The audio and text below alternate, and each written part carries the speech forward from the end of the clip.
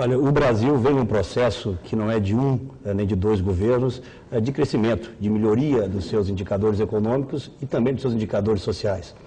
Eu costumo dizer, Leandro, que os historiadores, os cientistas políticos, fora das paixões do momento, vão, no futuro não muito distante, compreender o período que se inicia ainda com Itamar Franco e a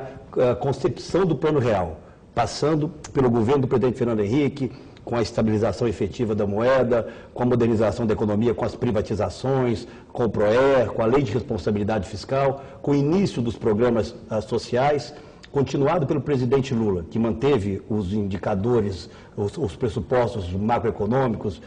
de câmbio flutuante, de meta de inflação, de superávit primário, adensa os programas sociais, isso deve ser reconhecido e, portanto, até aqui, nós não tivemos, desde o governo Itamar até os dias de hoje, uma ruptura, houve uma continuidade. E os indicadores são positivos, ou vieram sendo positivos até aqui. Mas o que eu tenho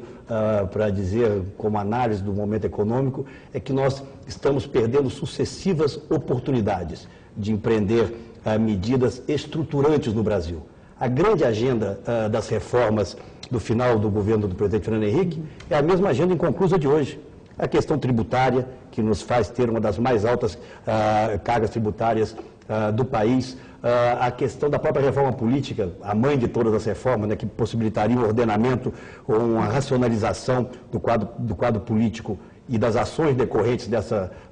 nova regulação deixaram de ocorrer, a reforma previdenciária ficou pelo meio do caminho, a própria reforma do Estado brasileiro, né, é uma promessa de campanhas eleitorais que se perdem ao vento. Então, o Brasil vem surfando de alguma forma em indicadores econômicos positivos e o grande momento perdido foi quando, na minha avaliação pessoal, que não tira os méritos do governo do presidente Lula em determinados aspectos, foi quando ele conseguiu,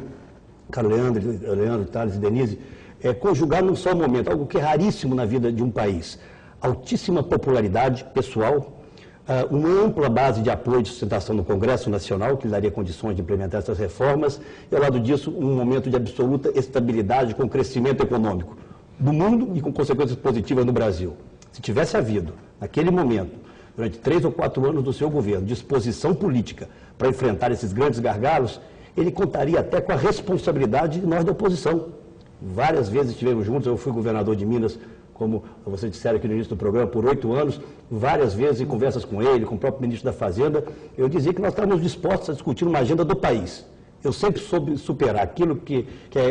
que são as questões de governo, de interesse circunstancial, eventual de governos e de partidos, daquilo que são as questões de Estado. Infelizmente, não houve essa vontade política de fazer essas reformas e nós estamos aí, nesses últimos dias, nessas últimas semanas, constatando um crescimento pífio do nosso PIB, que poderia ter sido muito diferente. O Brasil foi o país, por mais que o governo comemore esses índices, foi o país que menos cresceu em toda a América do Sul. Agora, o próprio ex-presidente Lula dizia que, eu tentei fazer as reformas, mas o Congresso não deixou. É natural colocar a culpa no Congresso. O senhor acha que o Congresso teve sua culpa nessa história? Olha, eu estive no Congresso durante 16 anos, governei Minas e retorno ao Congresso agora. Nós vivemos, Denise, você que não é uma antiga, mas uma experiente repórter que cobre o Congresso Nacional, você sabe que no Brasil, qualquer reforma constitucional depende fundamentalmente da posição ativa do governo. Nós vivemos no Brasil um presidencialismo monárquico quase, os poderes supremos estão nas mãos do Executivo. Se o governo não está disposto a enfrentar contenciosos, a dirimir conflitos, eventualmente até desagradar determinados setores, nada anda no Congresso. O governo teve a maioria que quis durante o tempo que quis, mas não teve essa grande virtude de, eventualmente, sacrificar alguns interesses setoriais, não tão nobres, em favor do interesse do país.